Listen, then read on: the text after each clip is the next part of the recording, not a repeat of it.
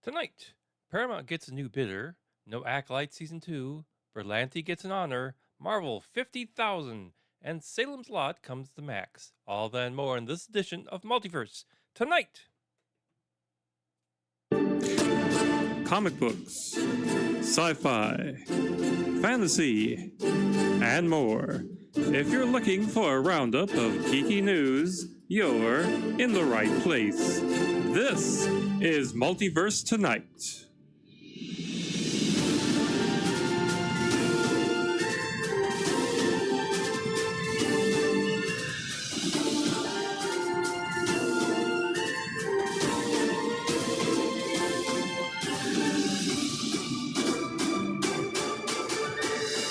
And here's your host, Thomas Townley. Well, hello everyone, and welcome to episode 222 of Multiverse Tonight. I'm, of course, your host, Thomas Townley. And for those watching on Twitch and Kick and YouTube, you might notice a big empty space behind me. To my right. Yeah, so here's what's going on. I'm starting to pack the office. So we're going to be moving here within the next month. So we're, getting down to the end. So I had to start, packing stuff in. Still got a little ways to go. So you see there's still several rows of pictures to go, but everything's moving fine. Today we're getting some new windows into the place. It's almost 2 weeks to my vacation. So it's a nice time. But anyway, we got some news to cover, so let's get into it with the Star Trek news. And Star Trek news begins with some business news. Edgar Bronfman Jr. formally submitted an initial $4.3 billion bid to take control of Paramount Global and stop the existing offer from Skydance Media, according to a person familiar with the matter. The media executive and Seagram Co-Spirits heir is offering to buy National Amusements Incorporated, the Redstone family holding company that owns the majority of Paramount's voting stock, for about $2.4 billion, including liabilities, according to the person who asked not to be identified because they weren't authorized to speak publicly. Bronfman also plans to invest $1.5 billion in Paramount to reduce the company's debt, receiving shares worth $16 each in exchange.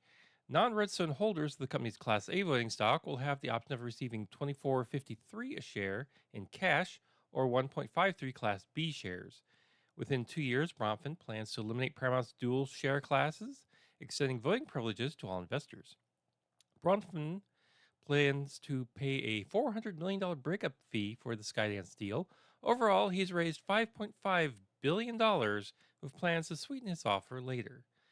Paramount non-voting shares closed down 1.2% on to $10.94 in New York. The Wall Street Journal reported on the Bronfman offer late last Monday. Now, the parent of CBS MTV and our businesses has already accepted the offer from Skydance, led by Dave Ellison, the son of the Oracle Corp's co-founder Larry Ellison. Their merger agreement included a 45-day period in which Paramount can review other offers. Now, that expired last Wednesday night, though Paramount can extend discussions with other parties until September 5th. Now, the Ellison-led group also offered $2.4 billion for National Amusements and agreed to invest $6 billion more in buying Paramount shares, paying down debt, and plans to merge Skydance with Paramount for shares worth $4.75 billion. Now, Bronfman is expected to argue that his proposal is superior because it will result in less dilution for Paramount's non-Redstone shareholders. He has people on his team, including Stephen Paul, former Turner Broadcasting executive John Martin, and Jonathan Miller, a tech executive who was partners with Shari Redstone, Paramount's chair. Now, money manager Mario Ghibli, the largest holder of Paramount voting shares other than the Redstone family, said in an interview that Bronfman has credibility, but he also wasn't sure that Bronfman is offering enough to top Ellison. Now, a couple days ago, the Paramount Special Committee extended the go shop period as Edgar Bronfman Jr. has raised his bid to $6 billion, according to Deadline.com.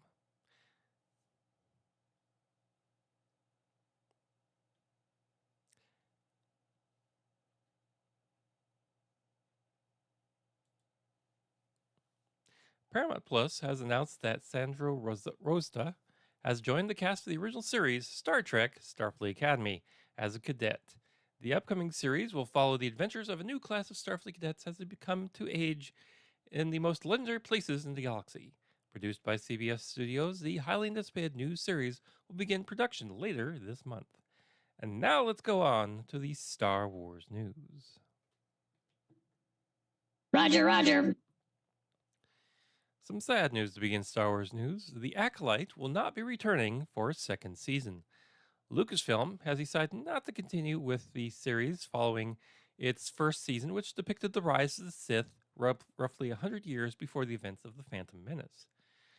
The news comes at once as a shock, given how much the season 1 finale ended on a cliffhanger and teased several plot lines for season 2, but not much of a surprise given the wildly opposing reception from fans and less than robust viewership that appeared to drop off after the series premiere in June.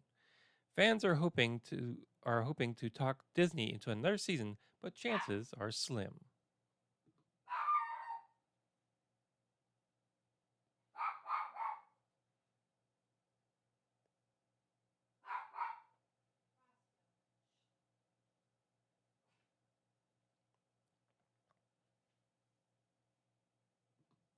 When Star Wars Outlaws releases later this month, players that subscribe to Disney Plus will be able to get a special in-game item. That item is the Nyx tail wrapping, which provides a unique blue wrapping that appears on the tail of Kay Vess's in-game companion. All in all, it's kind of a minor freebie, but it's hard to disagree with that free price point. The Nyx tail wrappings item will be available to claim now by going to Ubisoft's official website. The offer will only be available through November 15th. And now let's go on to the DC news.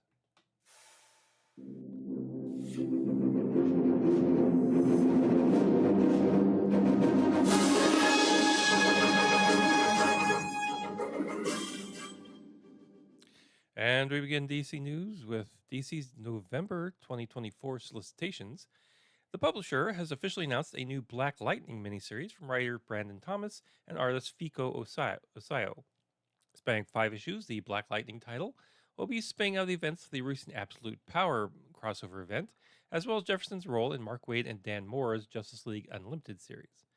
The series, which is part of DC's All In initiative, will co-star Jefferson's superhero daughters Anissa Pierce, Thunder, and Jennifer Pierce, Lightning. Black Lightning #1 will arrive on Wednesday, November 13th, with a main cover by Osio and variant covers by Sanford Greene, Torrin Clark, and Juliet Necca. Brandon Thomas told The Beat, quote, "In the wake of Absolute Power, everything's changed for Jefferson Pierce and his family. He's embraced a critical front-facing role with the newly reborn Justice League Unlimited, and has also created a crisis response unit that confronts and diffuses newly emerging metahumans before their powers become a danger to themselves and others." Unquote.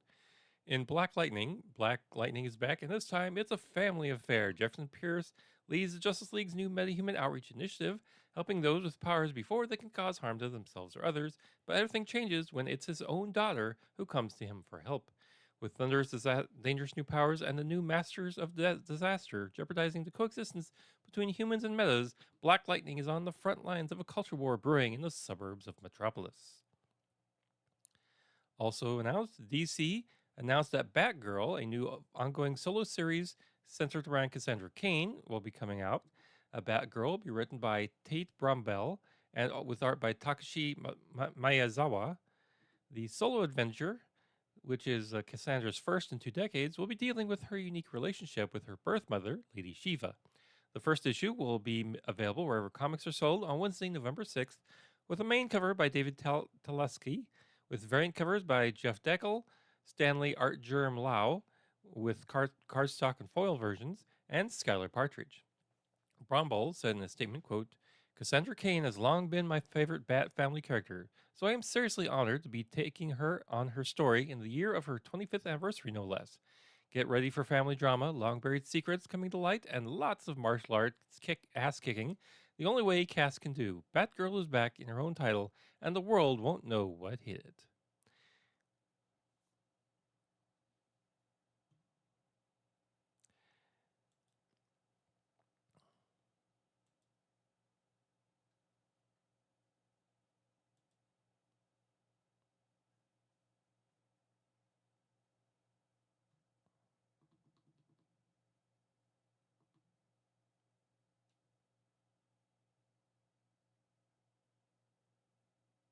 Greg Berlanti has had nothing short of a prolific career in the entertainment industry, executive producing a record breaking number of television shows across networks and genres. Berlanti's career has spawned everything from Dawson's Creek to Riverdale to You to the CW's Arrowverse of DC shows. And now it looks like he'll be honored in a prestigious way. On Thursday, it was announced that Berlanti will be the latest recipient of the Governor's Award at the 76th Annual Emmy Awards, which will be held on Sunday, September 15th in Los Angeles. The Governor's Award recognizes figures or organizations that have, quote, made a profound, transformational, and long-lasting contribution to the arts and or science of television, unquote. TV Academy Chair Chris Abrego said in a statement, quote, Greg is an extraordinary creator who constantly delivers characters and stories that are in dialogue with the real world. From the beginning of his career, his commitment to representing three-dimensional LGBTQ plus characters in particular has paved the way for greater cultural understanding and acceptance of a community that is often under attack in both social and political discourse. For seizing the power of television to move our culture forward, the Academy is honored to select Greg Berlanti for this year's Governor's Award. Congrats, Greg. Dan Fogler is stepping out of the wizarding world and into the Batcave. The Fantastic Beasts actor will play longtime Batman executive producer Michael Uslan in a stage play based on Uslan's 2011 memoir, The Boy Who Loved Batman. Nederlander Worldwide Productions will be the producer. The memoir, published in 2019, told his origin story as a comic book geek who went from teaching a comic book class as a junior at Indiana University in Bloomington to working at DC during summers. He then went on to law school and subsequently landed a job at United Artists. Next, he had a front row seat to the rise of early comic book movies, specifically those featuring the Caped Crusader. Uslan has been credited on every Batman-related movie, including Batman-adjacent films like Joker and Justice League, since Tim Burton's 1989 original. It all dates back to a 1979 deal he and former MGM executive Benjamin Melniker made to buy the film rights to Batman back when Warner Brothers did not see the value in the property. Uslan quips, quote, Dan's exceptional talent, comic timing, impressive stage presence, and deep enthusiastic roots as an unabashed fanboy made him the perfect actor to take on the obviously challenging role of Michael Uslan. From the first moment he was given the script, Dan has been spot on in his approach to the material, and I could not be happier they agreed to join us in the journey, unquote. The play will run from October 1st to November 10th at the Strauss Center for the Performing Arts in Tampa, Florida, with hopes that it will eventually get to Broadway. Now let's go on to the Marvel Comics news.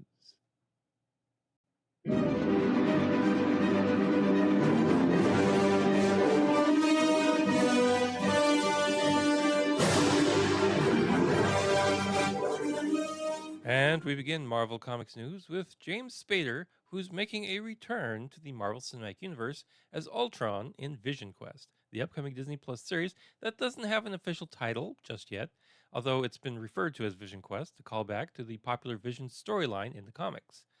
Fans last heard James Spader as Ultron in Avengers Age of Ultron, where he was the main antagonist against the Avengers.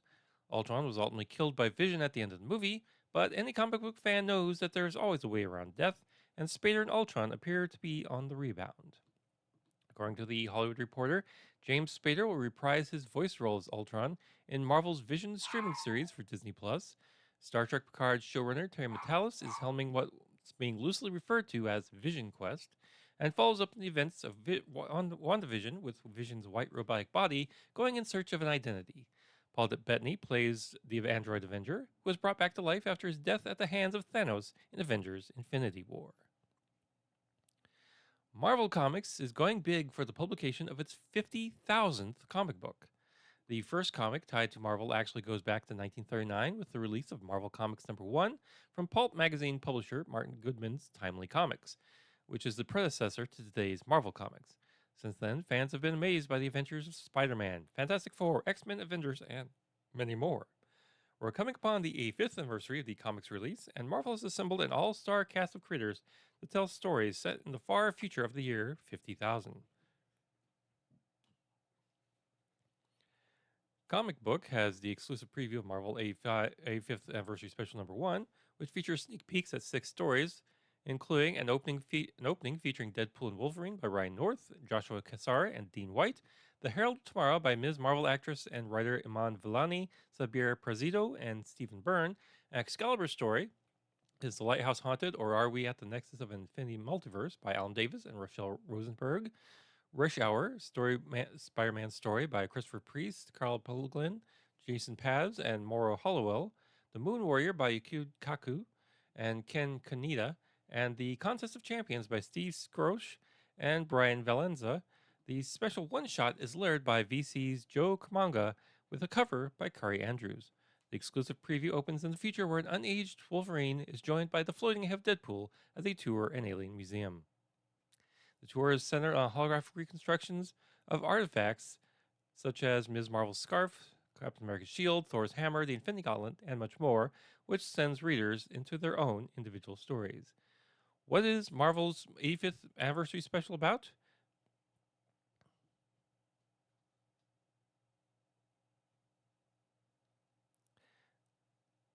The exclusive preview of Marvel's 85th anniversary special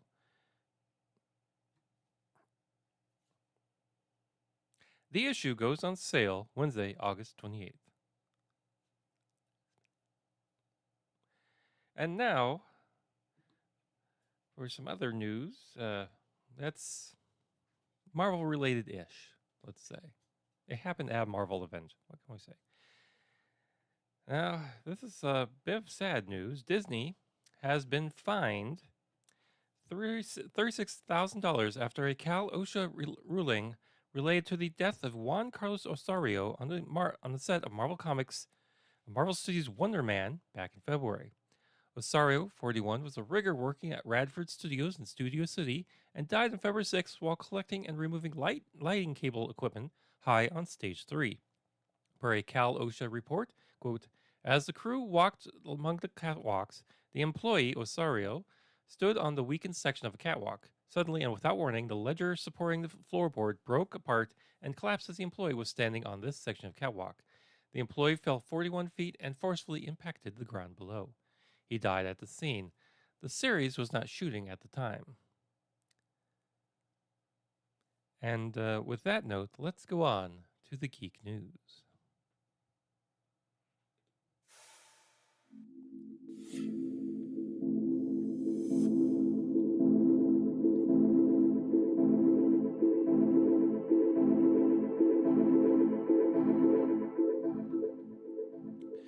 Stephen King fans will make sure they're subscribed to Max as they can check out the new adaptation of Salem's Lot. The producing teams behind the record-breaking horror franchises The Conjuring universe and the It films are reuniting for Salem's Lot, the film adaptation of Stephen King's 1975 best-selling novel of the same name. There was recently some uncertainty surrounding Salem's Lot when it was moved from theatrical to streaming release.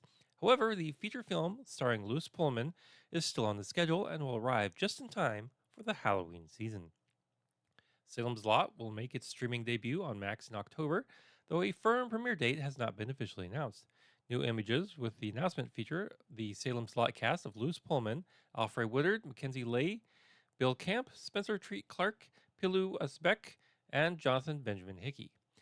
Director Greg Doberman compared how the horror film brings back the feeling of attending a drive-in feature. Quote, it's the crazy sugar high of a scene. I thought, yeah, this is what this is. This is a drive-in movie, he told Vanity Fair. Quote, as with most horror movies, I think audiences really elevate the experience, so I think getting as many people as you can cram on the couch would be my preferred way to watch this. Rupert Saunders' The Crow is a new take of the dark 1999 comic book, but there is one element of the franchise's history that the director was determined not to replicate. During the production of the 1994 film adaptation of The Crow, star Brandon Lee was accidentally shot and killed on set due to an accident by the film's prop department. That tragedy was echoed decades later on the set of Rust in October of 2021, when Alina Hutchins was fatally shot with real rounds accidentally by Alec Baldwin. Now, given that Saunders shot his film in 2022, both incidents reinforced the director's insistence on having as safe a set as possible. The Crow reboot stars It and John Wick 4 actor Bill Skarsgård as Eric Draven, who is killed alongside his girlfriend Shelley. In a limbo between life and death, Eric makes it his mission to avenge their murders. In an interview with Variety, Saunders championed the use of airsoft guns on set instead of real guns. Quote, The beauty of the airsoft is that the slide of the Glock will still move back, but then you have to add the shell casing, he said. You have to add a muzzle flash and smoke, but that was a price worth paying.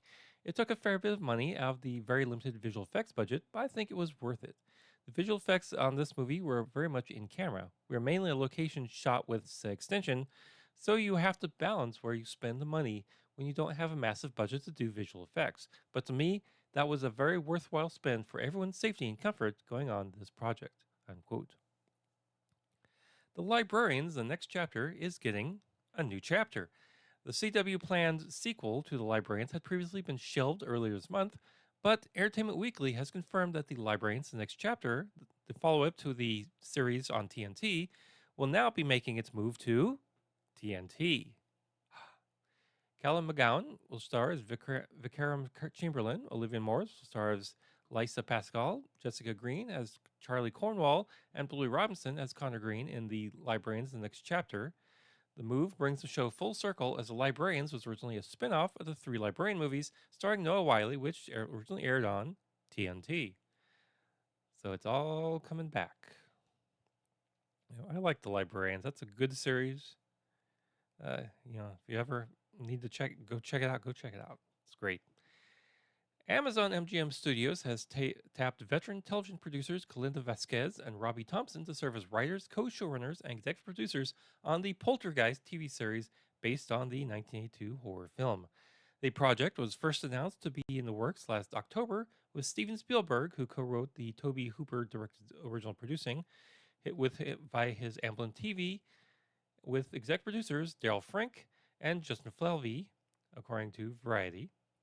Now, Vasquez started her career as a writer and story editor on Prison Break seasons 3 and 4, and executive story editor as the arrived DC comic-based Fox action series Human Target. She's written episodes of the show Nikita, ABC's fantasy adventure series Once Upon a Time, and the Marvel-inspired series Runaways. Most recently, Vasquez penned 2 season 4 episodes of Fear the Walking Dead, an episode of Discovery, and the 5 issues of Marvel Comics America Chavez Made in the USA. Thompson, whose credits include episodes of Jericho, Human Target, and Cursed, created the 2009 sci-fi series Ark and served as executive story editor on the CW's Supernatural. Now, Thompson created the Supernatural spin-off The Winchesters, which was canceled after one 13-episode season in 2023, and has written a number of Marvel comics, including Doctor Strange and Sorcerer Supreme, Venom, Space Knight, Spidey, and Silk, whose series was also recently scrapped by Amazon MGM. And finally tonight, Oscar Wilde's iconic novel, The Picture of Dorian Gray, will be getting a modern facelift. On Tuesday, reports confirmed that Netflix is developing The Greys, a new live-action streaming series from Berlanti Productions and Warner Brothers Television. The new series will be written by the sibling duo of Supergirl alum Katie Rose Rogers and All-Americans Robbie Rogers, both of whom worked together on Fellow Travelers, Berlanti Productions' Greg Berlanti, Sarah Schnechter, and Leah London Redman, will produce alongside showrunner Rena Mooman and pilot episode director Lee Toland Krager. This is the latest project Berlanti Productions has in the works for Netflix, in addition to a new live-action take on Scooby-Doo. Because we all need more live-action takes on Scooby-Doo. The Greys is described as a contemporary take on the Oscar Wilde classic about our fascination with eternal youth set against the backdrop of modern beauty industry. In a twist from the Gothic novel, the series revolves around siblings Basil and Dorian Gray. So, what do you think? Do we need a new version of Dorian Gray? I mean, it's an interesting tale and all, but, what do you think? Write to us. And that brings us to the end of this edition of the show. Please be sure to check us out on social media. We're at Blue Sky and Twitter at Multiverse Tom, Threads, Facebook, and Instagram at Multiverse Tonight. And if you've gotten some value out of the show and would like to pay it back, please head on over to multiversetonight.com, where you can find our Patreon and Ko-fi links, check out our show notes, visit our TeePublic store, leave some feedback, and so much more. And if you leave some feedback, maybe I'll read it here on the air. If this is your first time listening, thank you very much and welcome. Go ahead and hit that subscribe button. Share it with friends, family, others, strangers, people you hate, people you love. I'm not picky. Special thanks to Shane Ivers for the intro music and Lobo Loco for the outro theme music. Thanks for watching this edition of Multiverse Tonight. We'll be back in 2 weeks with more sci-fi and comic book news. Now please exit the universe in an orderly fashion. Good night.